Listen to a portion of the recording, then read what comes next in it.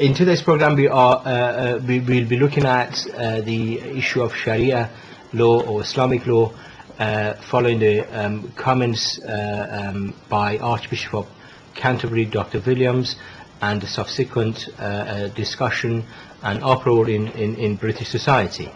There has been many reactions to his comments and lecture from both right-wing and liberal sort of press. Lots of people are basically up in arms about the fact that he's basically said that aspects of implementation of aspects of Sharia and Islamic law may be inevitable in Britain. Can I just bring you, Maryam Namazie, into sort of to start a discussion on this issue? What's your general comment? Why do you think Archbishop of Canterbury has raised the issue at this time? Well, I mean, I do think that he's trying to find a way to maintain the power of the Church of England in this country. There's a lot of opposition against it, from opposition to the fact that there are bishops in the House of Lords. He himself is elected by the Prime Minister of this country. He's been selected by the Prime Minister of this country. There's still a blasphemy law in the UK, though no one's been prosecuted for, because of it for a long time, but it still exists on the law books. And, you know, there are many different examples of how religion has power in this country, and particularly the Church of England.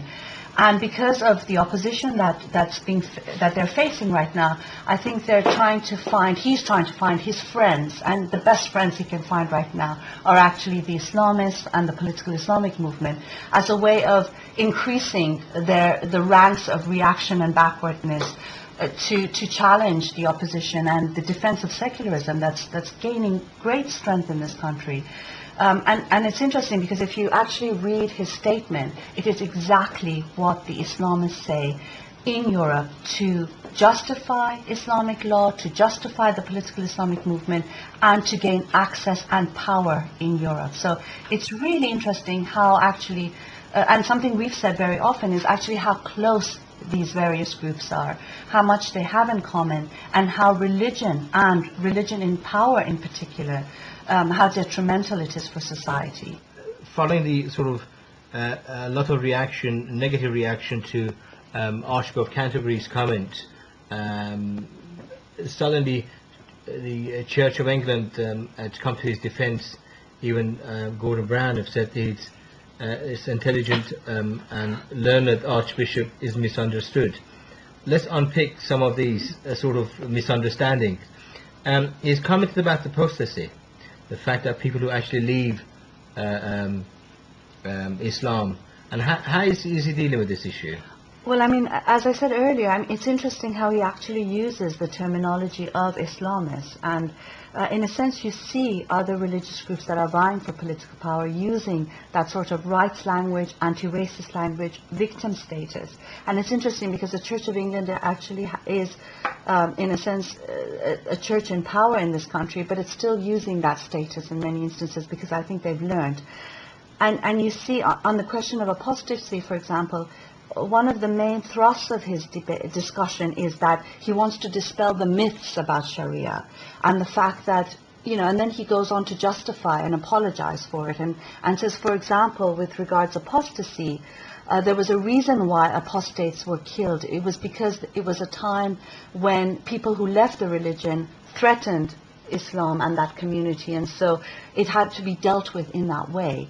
And that's exactly what the Islamists say. And even today they'll argue that apostasy is only punishable for people who commit treason, and whereas they explain that actually it is an act of treason to leave Islam. So it's interesting how he actually uses their terminology to justify Sharia law. And as you mentioned, he gives an example of Tariq Ramadan, who's actually, you know, one of the best PRs for the political Islamic movement, from the Islamic Republic of Iran to Al-Qaeda, and he quotes him quite often. And he mentions the fact that, you know, Tariq Ramadan is complaining about the fact that, you know, Muslim intellectuals can't even mention the word Sharia anymore because it frightens people. Of course it frightens people. It is horribly frightening.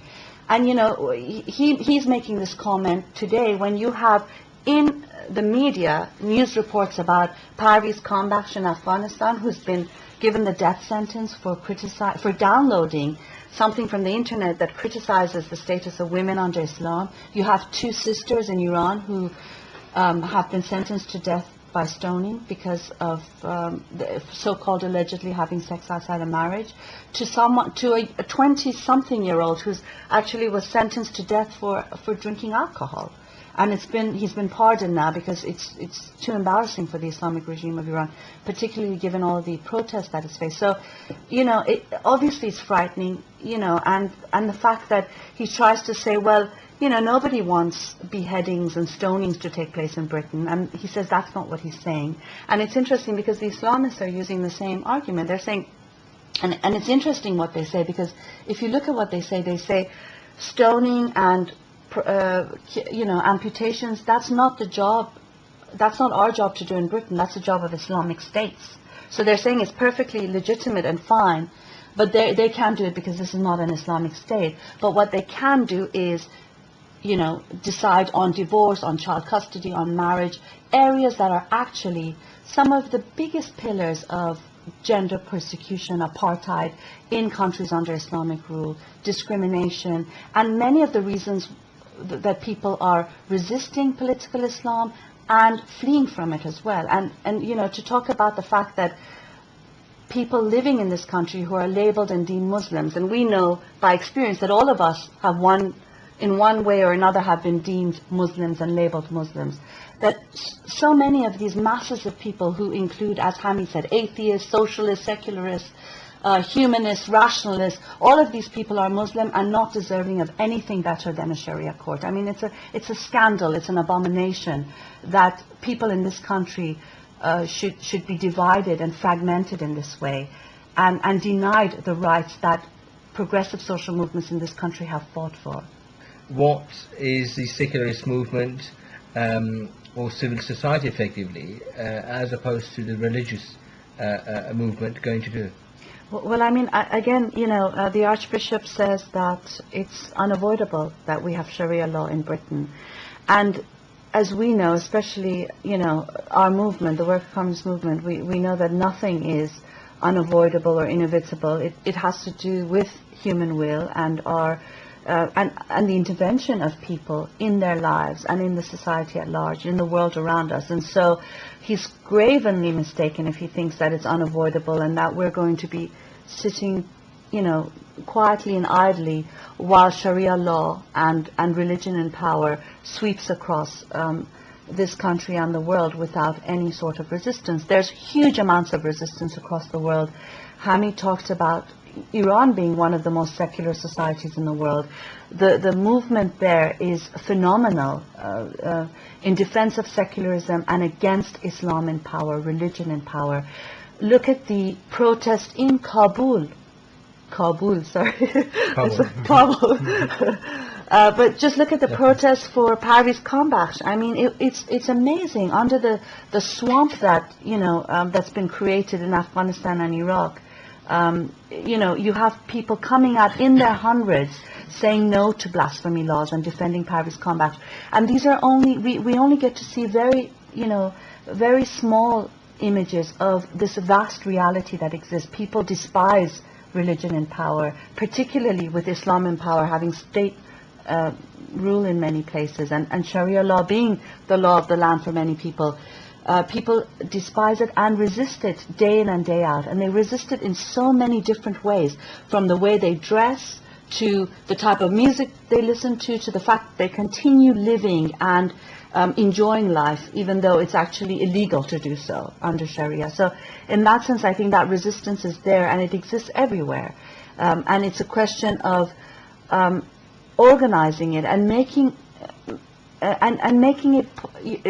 people see that there is the potential and possibility for resisting it, that there are many victories, even in repressive situations like Iran, where so many lives have been changed because of people's intervention and protest, even in the most despicable circumstances and conditions.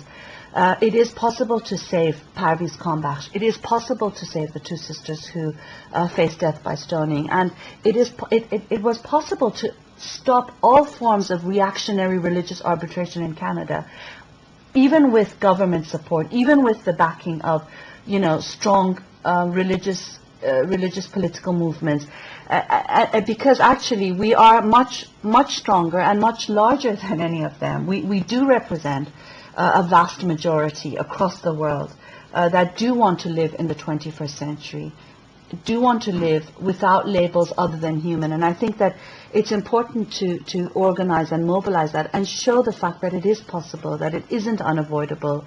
And I think, in a sense, the Archbishop and his friends should be warned. They need to be warned by us that we have faced their sorts for many decades in Iran, and we are bringing Islam in power to its knees.